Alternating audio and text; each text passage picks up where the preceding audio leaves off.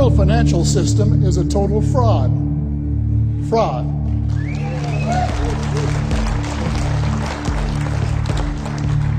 It is one gargantuan Ponzi scheme, no better than the one Bernie Madoff used to swindle his friends and neighbors, and thousands of times worse if you add up the total number of victims it has ripped off over countless generations. The principal difference between the two schemes is that Madoff was acting outside the law, while the international banking cartel has persuaded generation after generation of monarchs, presidents, and prime ministers to provide legislative protection for their larceny. The bank's Ponzi scheme is very simple. They lend the same money to several people or institutions at the same time and collect interest from each one of them. It's nice work if you can get it, and you can get it if you have a bank charter.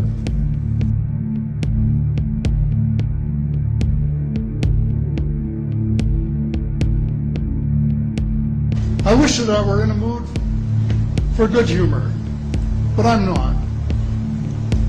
We are hell-bent in the direction of destroying our planet, and frankly, we appear to be doing very little about it.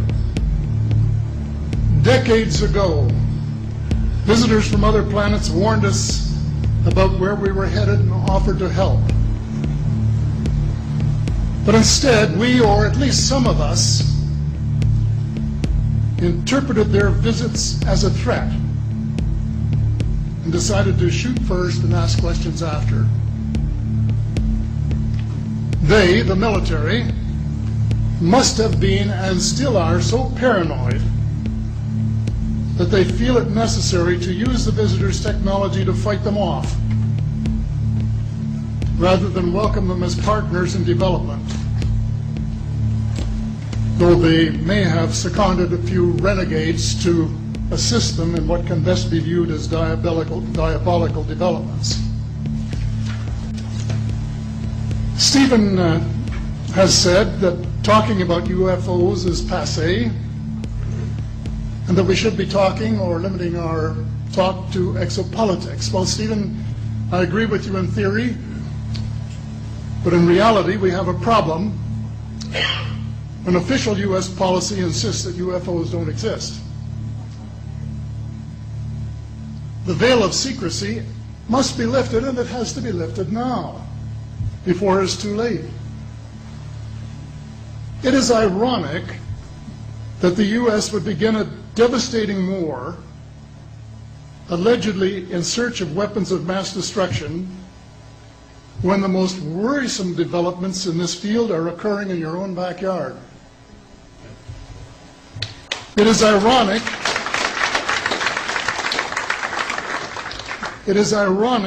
that the U.S. should be fighting monstrously expensive wars in Iraq and Afghanistan, allegedly to bring democracy to those two countries, when it itself can no longer legitimately claim to be called a democracy, when trillions, and I mean thousands of billions of dollars have been spent on projects about which both the Congress and the Commander-in-Chief have been kept deliberately in the dark.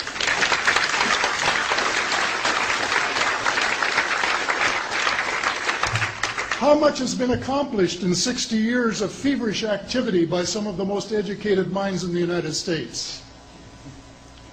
Has America developed flying saucers that are visually indistinguishable from the visitors, as alleged? And if so, what do they propose to do with them? Even more critical, what progress has been made in the development of clean energy sources that could conceivably replace fossil fuels and save the planet from becoming a veritable wasteland? Well, who has the answers? Someone does, but apparently they aren't telling either secretaries of defense or presidents because they don't have, quote, a need to know. In a story told by Dr. Stephen Greer, President Clinton was asked a question by White House reporter Sarah McClendon about why he didn't do something about disclosure. And Clinton replied, "Sarah, there's a government inside the government, and I don't control it." Excuse me, doesn't the commander-in-chief and the person who allegedly has their finger on the nuclear trigger have a right to know what his subordinates are doing? The people of the United States who have paid the bills have the right to know. The people of the world demand to know because it is our descendants too whose lives are in mortal danger.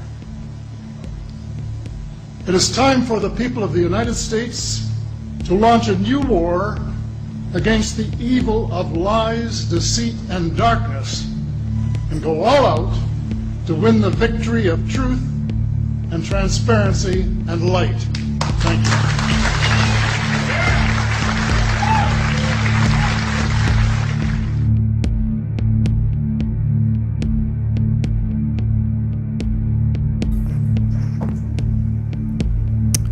Hello, Mr. Hellyer. Hi, David. How are you? Hey, very good. How are you? Oh, first class, thank you. Oh, excellent. Excellent. Ah, there we go. I can see you. You can, eh?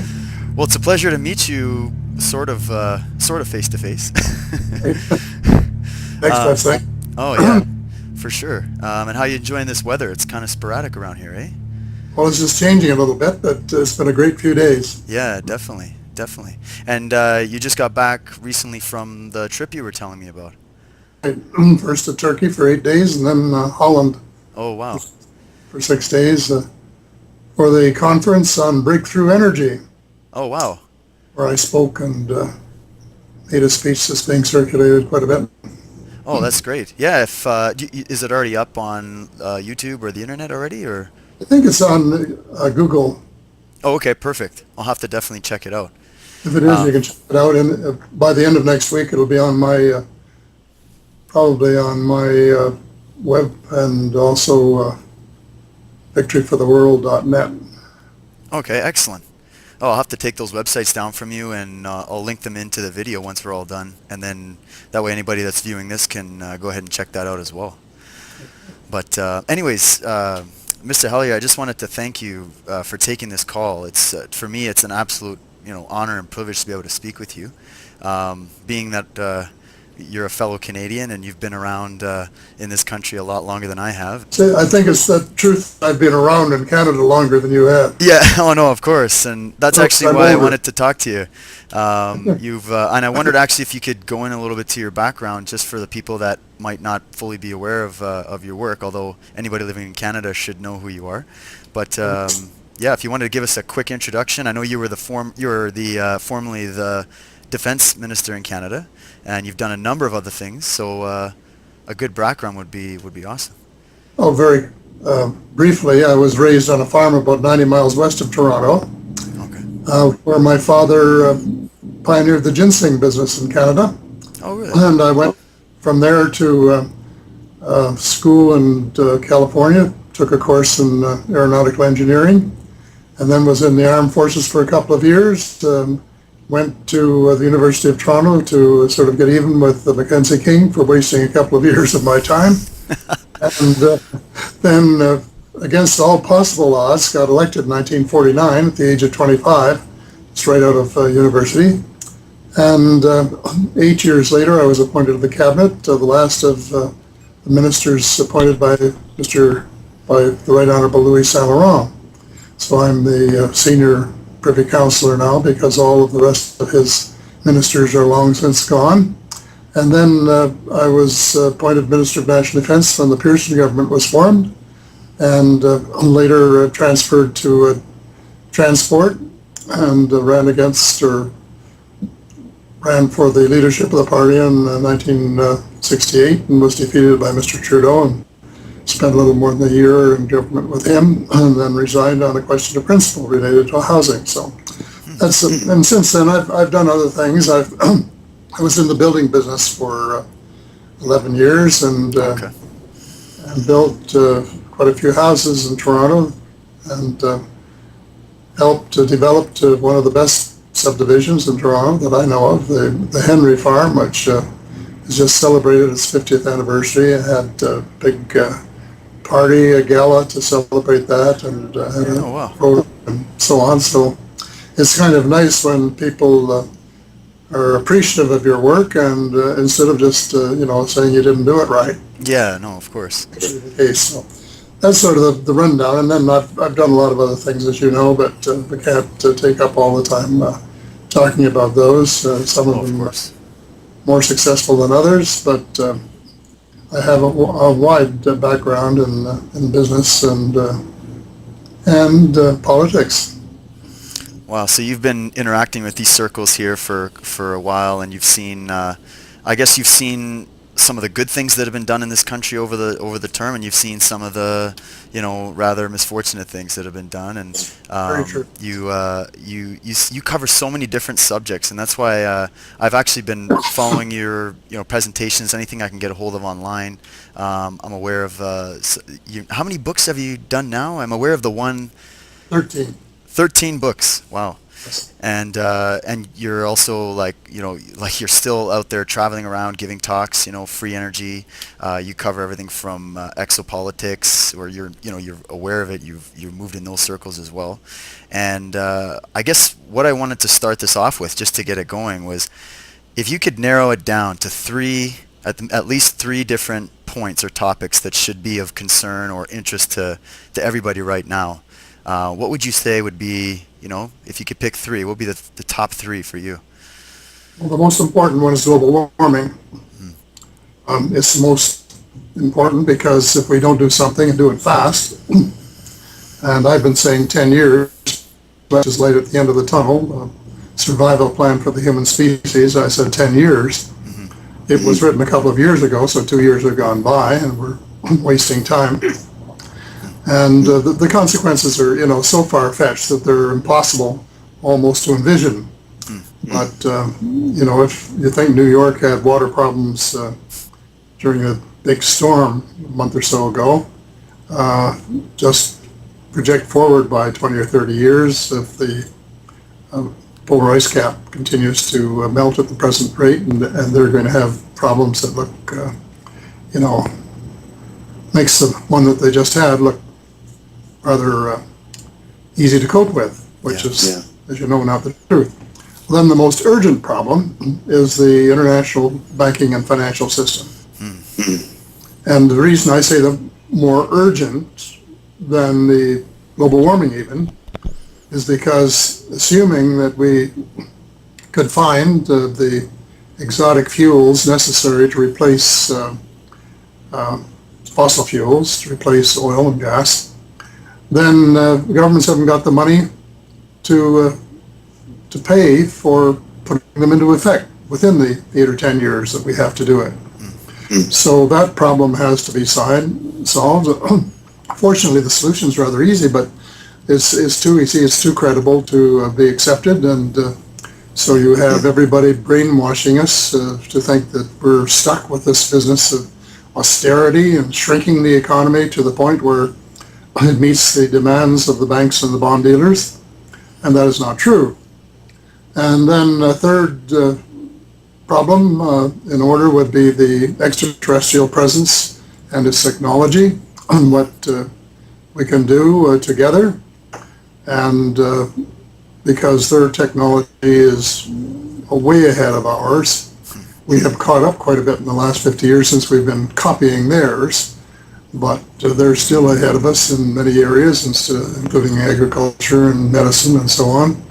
And we should be trying to cooperate with them positively, rather than trying to shoot them down all the time. Yeah. So those, I think, are the three. Well, I would use the word humongous. Yeah. Problems facing the Earth, facing humankind, and each one is monumental in size and scope, and really in challenge to try and do something about it before it's too late. Well, and I would agree, and I think there's so many different subtopics within those categories, but it's good to sort of get a big perspective so that people can really try to hear the message that you're trying to get out and look at the information that you're presenting, and then do some of their own research as well and see what it is that hopefully if they can wake up to these different issues, that they can, everybody can contribute something, and we can, work towards some of the solutions like what you were doing, towards like free energy technology that's, based on the research that I've done, has been highly suppressed for quite some time. And, yeah, so did you want, and you mentioned, speaking about the extraterrestrial UFO phenomena, I just kind of wanted to maybe get started with that, and then we can work into some of the other topics, because I think that when we go back in time and sort of look, at how that has been happening in the background, but it's been completely denied by all the official sources, or at least laughed at. We're sitting there looking at technology that could possibly give us an answer for the situation that we're in, and then I think that topic leads into the other things that you were discussing. So maybe I wanted to find out from you to start, what got you interested originally in the topic, and was it while you were working within government, or was it on your own time, and how did that manifest for you? No, when I was in government, I was too busy unifying the armed forces, the Royal Canadian Army, the Royal Canadian Navy and Royal Canadian Air Force and Canadian Army into one single Canadian Defence Force, to be very much worried about UFO sightings. I got reports periodically, and I guess I looked at them quickly, the way I did everything that came across my desk, and the sightings indicated about 80% of the sightings were explainable, natural causes, and about 20% of them weren't. And this is about the same ratio that has been happening in other countries. One of the people I met after I got involved in this business was Nick Pope, who had worked in the Department of Defense in Great Britain and had this file. And he said that was about the percentage that they had found in the United Kingdom, that about 80% were, whatever, shooting stars, Uranus, something, but about 20% were unknown. And so I really didn't take the subject seriously for while I was in defense or for many years afterward. I was neither a believer nor disbeliever, because I try to keep an open mind. Somebody says there are UFOs, I say, well, I don't know. But like a little sidebar, and I'll get back on the main. 1967, I was invited to St. Paul, Alberta, to dedicate the world's first flying saucer landing pad. Oh, really? That's on my file forever, I guess. People thought that I was very much involved in it, and I had some rather sensible things to say about it at the time. I'm rereading them more recently for a documentary. But it was only about, roughly 10 years ago, maybe 11 years ago, that I began to take more interest. There was a chap from Ottawa by the name of Pierre Junot, and he started sending me stuff on this subject. And I was honest with him. I said, Pierre, I don't have time to read all the stuff you're sending me. And he says, well, that's okay. Just put it on the shelf somewhere, and maybe someday you'll have time to read it.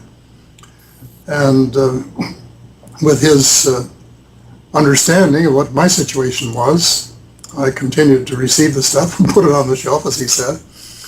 And one day he sent me a book called The Day After Roswell. Okay, yeah. I thought to myself, well, that would be a good fun read some summer when I have a little discretionary time. I usually read a book or two of, let's say fiction or something interesting in the summer when I'm working all the rest of the year. So I made a mental note that it would be a good read, I thought, and then looked for it the next summer when I was going on vacation, couldn't find it. And instead, I took The Life of Pi. And as you know, that's just been made into a movie. Yeah, they're making the movie coming out, yeah. With 4-star ratings, so I certainly intend to see the film. Movie. Yeah, myself as well, yeah. But reading the book, I didn't know until near the end. I couldn't quite make up my mind until the nearly at the end whether it was fact or fiction. And of course, at the end, it was fiction, but it took a lot of thinking to reach that conclusion before the end. So the next summer, I was looking for another book to take on my holiday, couldn't find it. But there was The Day After Roswell staring me in the face. So I took it. And in the summertime, I go to a place in Muskoka, north of Toronto, which I'm sure you've heard of. Oh yeah, it's very nice up there. Yeah, it is. And my family and I have a place up there that my late wife and I ran as a tourist resort for 45 years. Oh, nice. And so that's where we go for, now it's housekeeping cabins, which is a lot easier.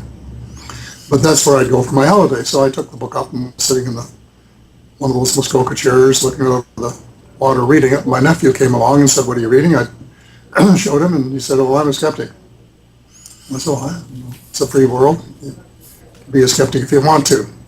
So he went home, and a couple of days later, he phoned me and said, I called the general and told him what you were reading, and he said, "Every word is true and more." Wow. And where could I get a copy of the book? And so I told him how to get a copy of the book. And just before I had gone up there, and as a matter of fact, I was getting remarried because my first wife died after we had been married 59 years, and so I was a widower at the time, and was marrying the widow of my best friend ever, whom I had known for 35 years, and the four of us had traveled together and worked together and so on. So it was a happy arrangement that the two survivors would get together. Her husband had died 10 years earlier. And I had just been invited by a couple of Canadian ufologists to speak at a meeting they were holding at the University of Toronto. Well, I had no intention of accepting because I didn't know anything about the subject. But I hadn't got around to saying that before I went. And after I finished reading the book, well, first of all, I kept saying to myself, is this fact or fiction? And I concluded it was fact because I recognized the names of the people, the generals in the book, and the U.S. Air Force, well, actually at that time, Army Air Corps bases. So when he told me this, by then I had finished reading the book, and there were some issues, big issues, world issues, that I thought had to be publicly discussed. And the people of the United States and the people of the world deserved to know what was going on. So I decided that maybe I should reconsider and make the speech. I checked with my wife and told her it would just be a one-time affair. I didn't mean to mislead her, but you know how things sometimes work out. Yeah. And then I phoned the general. My nephew had given him a heads up that I was going to. And even before we practically said hello, because I had met him once at an air show, he said every word is true and more. And then he spent the next 20 minutes within the limits of his oath telling me about the more, including the fact that there had been face-to-face meetings between United States officials and the extraterrestrials. Wow. And so with this assurance, and with having watched with Pierre Junot's encouragement a 2-hour special that Peter Jennings had put on ABC a few months before, I was ready to go firm and say that UFOs are as real as the airplanes flying over your head. And I'm very cautious, so I wouldn't have said that unless I was absolutely sure that it was true. Yeah. So that, of course, unleashed a torrent of information from all over the world. People started writing me and emailing me and sending me documents. Some of it was drivel and some of it was, very good. Classified documents, unclassified, and books. Probably a dozen or more books. I read every one of them. So over a period of a few years, I was briefed. I was briefed by some of the best ufologists. Dr. Stephen Greer was here one day, and he gave me a 3-hour briefing, and Paula Harris came up to do an interview and gave me a long briefing, and one after another, the people who really knew the business would tell me, some of the principal things that I should know. So over a period of a few years, I sort of graduated from kindergarten to grade 3 or 4. And it is not my principal interest, because money and banking is my principal interest, but this has been an interesting side interest, and it ties into the overall picture that we started out with. Yeah. It ties into the energy question and the solution to global warming, the only hope for global warming, actually. Well, and it's funny because the subject itself is also putting everything that we think we know about where we are and who we are and how we got here, and our history comes into question a bit, and I just find it absolutely fascinating. And I kind of went on the same sort of journey in the beginning, where I was very skeptical about it, and then I became open-minded to it just because it made sense. And then when you start actually, like you said, researching the information and hearing out just the incredible amount of military and government and corporate and civilian witnesses that have come forward over the years, and then you take it even further and you look back at take a second look at some of the ancient stories that our ancient ancestors were trying to tell us, and they might have coded it in some very flowery language and mythology. Yeah, but it kind of puts a whole new spin on everything. And I don't know if you agree with me on this, but would you think that maybe as a human race right now, one of the biggest things that's affecting our ability to react to all these different problems that we face is that people are currently in sort of an amnesic state in a way. They're not really sure which way is up, which way is down. They're getting a lot of conflicting information. They're being told one thing by sort of the mainstream media and the mainstream sources, and then they're getting alternative views now a little bit more and more because of the internet. So it seems like we're sort of in a status of confusion, and most people are just ignorant. They don't want to know the question to something so big like that, or maybe that topic completely threatens their worldview. And by that, we're now getting into some of these other issues, such as this topic could lead into our solution, some of the solutions that we could have. But the closed-mindedness is really one of the biggest problems that I personally have noticed. Well, I think a lot of people are just so busy trying to earn a living or get a job. Yeah, exactly. They haven't got much time for reading evidence and Googling things that would give them a whole new slant on I was going to say life, but it's larger than life. One of the best lines in my latest book is, I didn't know how much there was to know because I didn't know how much there was to know. Oh, that's good. I still don't know how much there is to know, but I know that there's a lot that I don't know, and that I just have to keep on learning, as long as I'm living. Yeah. Because there's more information coming along all the time, and I learned a few things at the Breakthrough Conference that I attended in Holland recently, and from the people that I met there. So learning all the time. Wow. And to have someone such as yourself that is as you have so many backgrounds and so much knowledge over the time you've been able to collect that information, to say that you're still learning. I feel very much the same myself, and I'm very young. I still have a lot to learn as well. But it is a humbling subject for sure. And when you realize that maybe these aren't separate subjects after all, it's all one subject that just has different facets to it, and it's all leading into that same core truth that we're all trying to discover. It becomes such a fascinating journey that for me, I don't find myself entertained as much by just watching television shows, or just for the most part, I've found myself just wanting to learn more all the time, and reading and studying, and there's just this curiosity that's sort of overtaken me, and I feel the same. Like every day you're learning something new, and in the information age in which we live, with the internet and all these other tools that we have, now there's no better time than now if people want to learn the answers to some of these questions. That's for sure. Keeps you busy though, doesn't it? Oh yeah, definitely. And like you said, and that also links into when you were saying about how a lot of people might just not have time because they're so worried about just making ends meet. That links into the financial picture that the world is currently facing and that we've been seeing lead up to for some time. And maybe you just wanted to get into that a little bit and what you think about that. Yeah, I think it's an old subject and a tremendously important one. Actually, the future of the world rides on it. And there have been, through the course of history, many different systems of putting money into circulation. If you go back thousands of years, you find that the monarchs often put the money into circulation, and it was spent into circulation without any debt. At other times in history, including the last 300 years, somehow or other, we have let privately owned banks take over the issuing of money.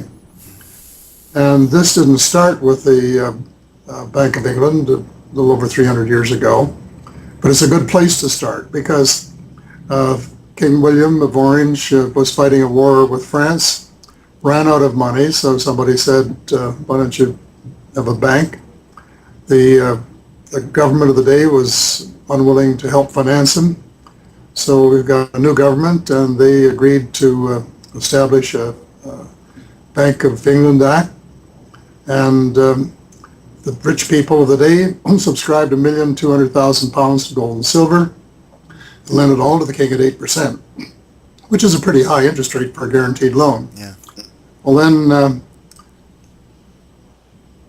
what happened next was that, well, what that meant, however, was he showed his appreciation to the Bank of England by saying you can print, P-R-I-N-T, £1,200,000 in banknotes and lend them to your friends. In other words, he was saying you can lend the same money twice and collecting interest from both. From both, yeah. Yeah, well, over the years, that leverage, as we call it, that was 2 to 1 because you lend the same money twice. The leverage over the years increased dramatically. And in the early years of the 19th century, federally chartered U.S. banks had to have a gold reserve of 25%. So that meant that they were able to lend the same money 4 times. When I was younger, and that covers a lot of territory, Canadian banks had to have a cash reserve of 8%. So they were allowed to lend the same money 12.5 times. Well, then, more recently, with the change in system and the adoption of the ideas of Milton Friedman, basically unregulated banking, the multiples got up much higher, and sort of standard was 20 to 1. And, if 2 to 1 is larceny, 20 to 1 is grand larceny, because you can't go and lend the same money to 20 people and collect interest from each one. You'd be in jail if you tried it. That's right. Yet if you've got a bank charter, you can do it illegally. Then make a big fellow of yourself by giving a little money to charity now and then, and so on, and you get some awards and all that kind of thing. Put that image out there, yeah, for sure. But what they have done is they have established a monopoly in creating money. And although the ratio now is being reduced a little bit, largely for the protection of the banks by the new rules from the Bank of International Settlements in Zurich, is still, there's no alternative being offered. And all of the money that banks create is created as debt that has to be repaid. And the way the system works, if you go to borrow $35,000, for example, to buy a car, and see your friendly banker, and they say, well, what collateral have you got? And you say, well, you don't have any stocks or bonds, and they'll ask you, well, how about a second mortgage on your house or your cottage? If you haven't got that, why a co-signature from a friend or for a relative? Once you've satisfied that, they'll have you sign a note for the $35,000, repayable principal plus interest at prime plus some percentage depending on the color of your eyes. And then as soon as that's signed, they tap their computer, $35,000 shows up in your account that you can go out and spend. Now, seconds earlier, that money did not exist. That's right. It's not real money. It's bank credit money. But it is also debt. It's money that you can spend as long as the system is working. But it is debt. And if you, for some reason, do not repay when you're supposed to, you lose your collateral, whether it's your house or your stocks or your bonds or the goodwill of your mother-in-law. And they've extended this system to include governments. Now, governments own the patent to create money. It's sovereignty. We inherit it. And we own the patent, but we don't exercise it. We have licensed these private banks and let them do all the money creation. But that means that if we run out of money, which everyone does, because if all the money is created as debt and nobody creates any debt on which interest has to be paid, and nobody creates any money with which to pay the interest, the debt just keeps growing and growing and growing like a balloon. Yeah. It's having more air pumped into it until eventually what happens is the balloon bursts. It's like a balloon with pins stuck in. Yeah. And then you have a giant recession. A lot of people lose their homes or the businesses. Value of their stocks and bonds goes down and so on. A lot of people lose their jobs. And that's the way the system works. Because there is no infusion of debt-free money into this sea of debt. Yeah. And now the world is drowning in a sea of debt. Absolutely drowning, and especially in Europe, but everywhere. In Canada, the United States, they're having this falling off the cliff crisis coming up. Yeah. That everybody's so concerned about. And what they're trying to do is shrink their economy in order to be able to raise enough money with reasonable taxes in order to pay the interest on this huge $16 trillion debt that they have. And of course, the truth is that they never needed to have the $16 trillion debt in the first place. They could have issued all of that money themselves, but instead, Congress allowed the wool to be pulled over its eyes 100 years ago this month, when the idea of creating the Federal Reserve System was established. And they, in effect, gave the money-creating process to private industry, because the Federal Reserve is neither federal nor reserve. There's no reserve. That's right, yeah. It's a group of 12 banks, privately owned, who own the Federal Reserve.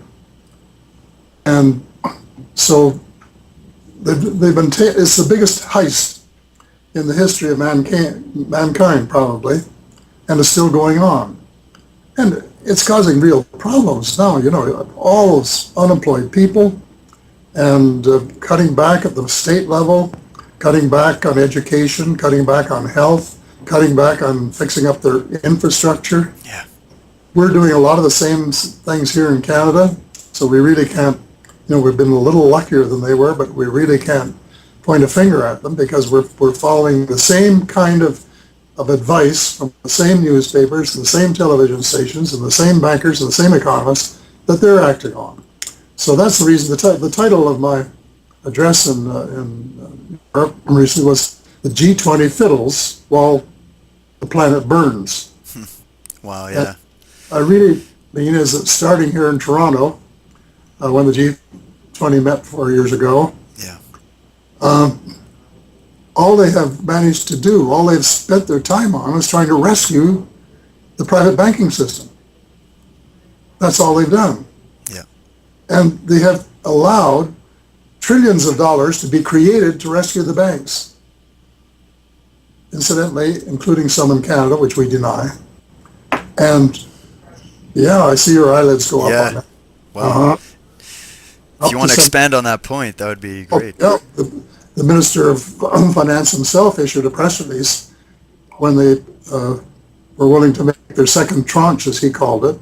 Okay. And they had created, I think it was $45 billion by then to transfer, I say toxic assets. You can say, you could be a little nicer if you want to, and say, but questionable housing loans from the banks to Canada Mortgage and Housing Corporation, Okay, yeah. in order to provide the banks with liquidity.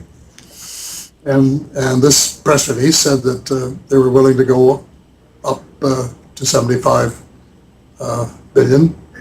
And Bloomberg's, I think, said that at one point they were willing to go to 125 billion, but they never got that high, I don't think. Okay. But they were willing to. So the whole Western world has been concentrated on trying to rescue a leaky ship that's full of holes. And they just are putting on some boilerplate in the hope that they can keep it afloat a little while longer. To do what? To have a repetition of the same kind of problem over and over again. And it's got to change. So somehow we've got to get through to our politicians that they could change the situation, and they could change it in 2 weeks in Canada.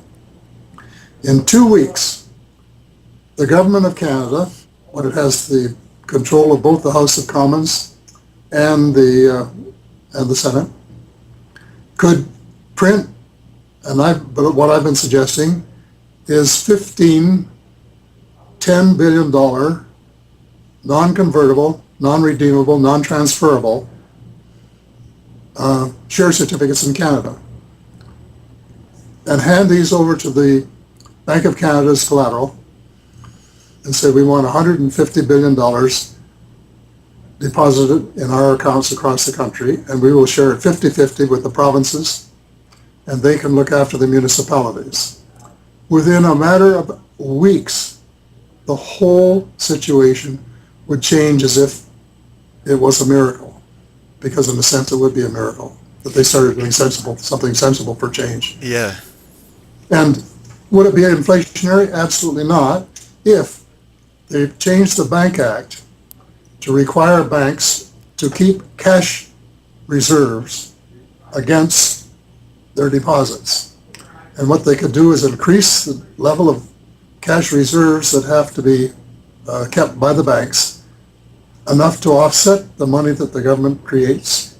It would be non-inflationary, but all of a sudden, instead of trying to sell school backyards to raise money capital to fix up old schools, and closing pools and high schools, and laying off people, thousands of people, and cutting back on all of the good programs that we've had, they could all be reinstated, if they're good, be reinstated, and new ones started, and you got the economy up and running, and it wouldn't be probably more than a year until 500,000 unemployed Canadians, young people between the ages of 15 and 25, had jobs. And creative jobs, and jobs that were good. And we could be working on the infrastructure, the bridges that need replacing. In Toronto, to take down the darn Gardiner before it falls down.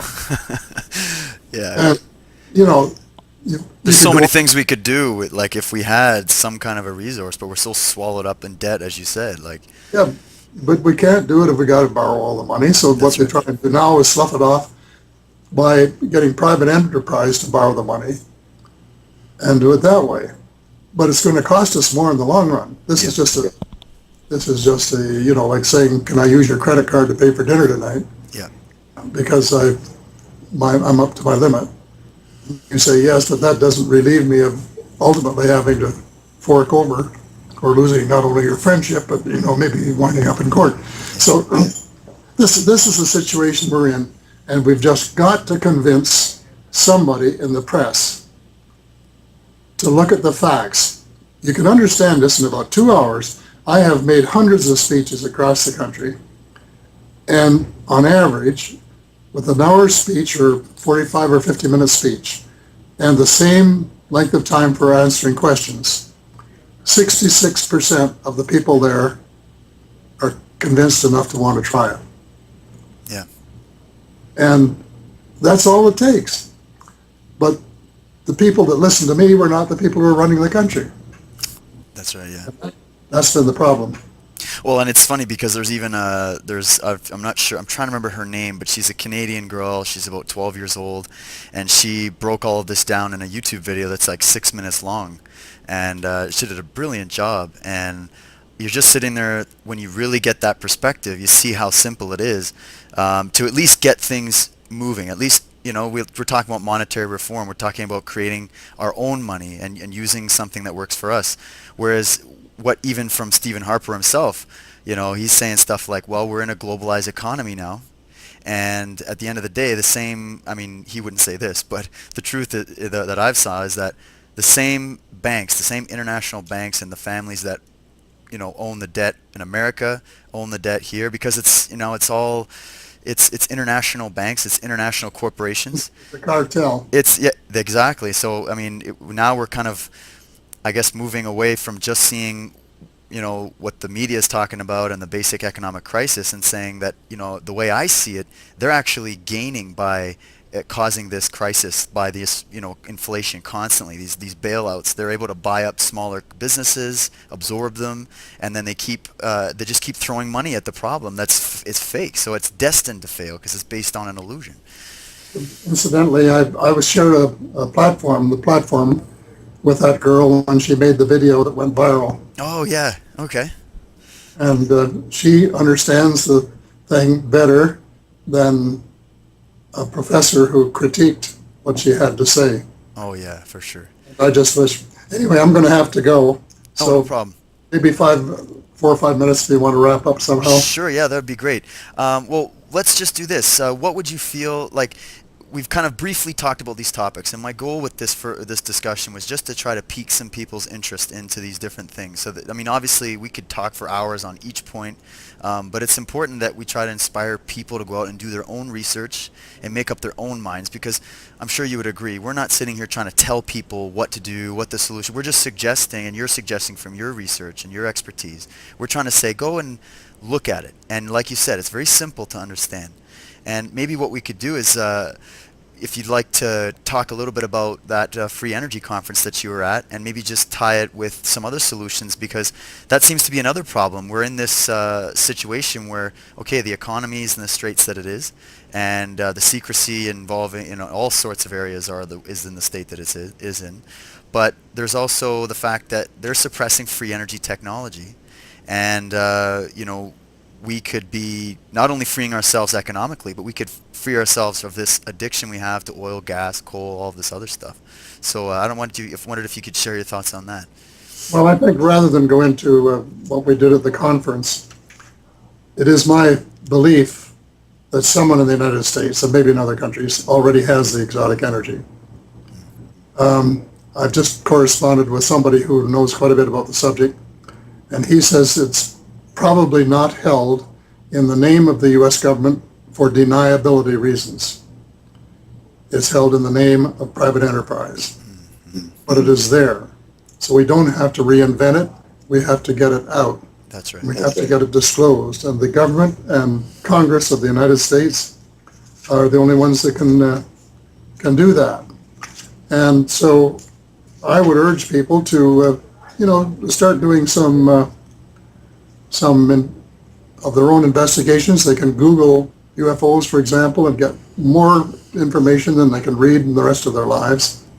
They can Google probably monetary reform and get a lot of things. They could go to my website, which is paulhellierweb.com. That's paulhellyer.web. No, paulhellierweb, all one word. .com. Or if they're interested in the monetary thing, there's some good books at victoryfortheworld.net. It's victoryfortheworld.net. And if they would go there and they could read the first 100 pages of Ellen Brown's Web of Debt, for example, they could maybe get a copy of my book, Miracle in Waiting, Economics That Makes Sense, and that would answer just about all of the questions that they would have on new world currencies and what has to be done to set the situation right. It's all out there. All they have to do is take a little time off from whatever they're doing and go and look for it and study it, and then raise you-know-what with their politicians and their newspaper editors and the people that brainwash them daily and say, we want the truth. and we're tired of getting all this stuff, we can't afford it. Nonsense, we can't afford it. With the system we've got, you can't afford it, but we don't have to have the system we've got. We could have one that makes sense, in which case we could afford it. And that's the point of view that I think we have to get through and get people really demanding. It's sort of a world spring of a kind, where the people say enough is enough already, and we want some action, and we want it now, because we're tired of all this high unemployment and the crises in Europe and the IMF driving the people of Greece into the ground and all this sort of thing. Yeah. So let's encourage people to take some time out and learn about these things, and then once they've learned about them, to demand that something be done about them. Well, I definitely agree, and Mr. Hellyer, I really appreciate your time, and we do live in the same city, so possibly next time we might be able to do this in person, and we could maybe get into some more details. Do you have any upcoming events that you're going to be attending, or is there anything locally that you're involved in, or that you want to tell people about? No, I get your invitations, so I don't have anything planned actually between now and May. I have a couple of things in May. But, okay. That'll give me time to keep worrying away at trying to influence people, which I'm doing, 5 days a week, sometimes 6. Yeah. Wow, you're still going strong. Well, thank you so much for what you do, sir, and once again, thanks for taking this call. And if there's any final message that you might have for some of the younger generation that might be watching this, I speak a lot to some of the youth that are coming up right now in this system, and unfortunately the knowledge is starting to get lost. They're not being educated about these things, but there's a lot of curiosity there. And what would you advise some of the younger generation that would be to do what I suggested and start doing their own research? Start the research. They're the masters of their own destiny, really. And if they do nothing, nothing will happen. And if they learn what has to be done, and this was the problem with the Occupy movement, that they didn't have a cohesive goal. And if they could get a cohesive goal and say to the government of Canada, for example, we want the procedure that Mr. Hellyer laid out to be put into effect, we want it now, and enough of them did it, I think he would have to listen, because ultimately he's a politician, he wants to get reelected. Yeah. Awesome. All right, sir, well, have yourself a great evening, and we'll talk again soon. Okay. Thank you. Now. Bye now. Bye.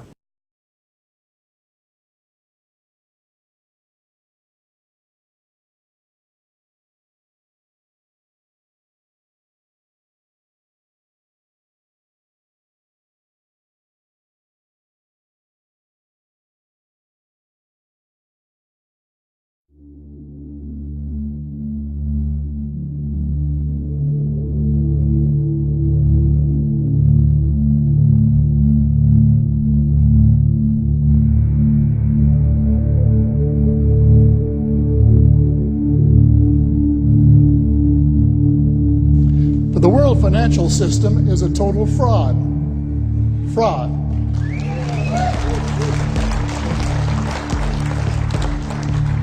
It is one gargantuan Ponzi scheme, no better than the one Bernie Madoff used to swindle his friends and neighbors, and thousands of times worse if you add up the total number of victims it has ripped off over countless generations. The principal difference between the two schemes is that Madoff was acting outside the law, while the international banking cartel has persuaded generation after generation of monarchs conceivably replace fossil fuels and save the planet from becoming a veritable wasteland. Well, who has the answers? Someone does, but apparently they aren't telling either secretaries of defense or presidents, because they don't have, quote, a need to know. In a story told by Dr. Stephen Greer, President Clinton was asked a question by White House reporter Sarah McClendon about why he didn't do something about disclosure. And Clinton replied, "Sarah, there's a government inside the government, and I don't control it. Excuse me, doesn't the commander-in-chief and the person who allegedly has their finger on the nuclear trigger have a right to know what his subordinates are doing? The people of the United States who have paid the bills have the right to know. The presidents and prime ministers to provide legislative protection for their larceny. The bank's Ponzi scheme is very simple. They lend the same money to several people or institutions at the same time and collect interest from each one of them. It's nice work if you can get it, and you can get it if you have a bank charter.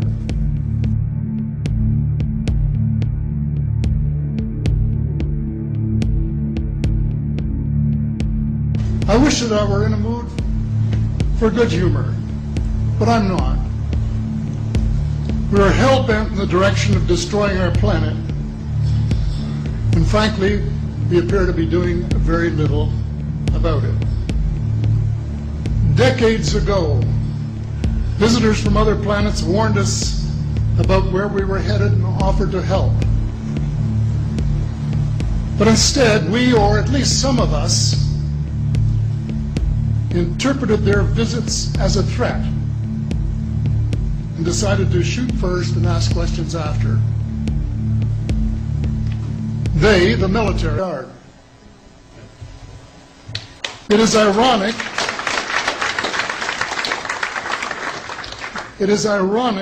that the U.S. should be fighting monstrously expensive wars in Iraq and Afghanistan, allegedly to bring democracy to those two countries, when it itself can no longer legitimately claim to be called a democracy, when trillions, and I mean thousands of billions of dollars, have been spent on projects about which both the Congress and the Commander-in-Chief have been kept deliberately in the dark.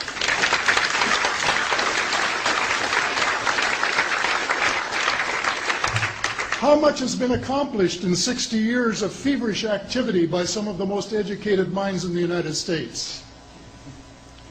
Has America developed flying saucers that are visually indistinguishable from the visitors, as alleged? And if so, what do they propose to do with them?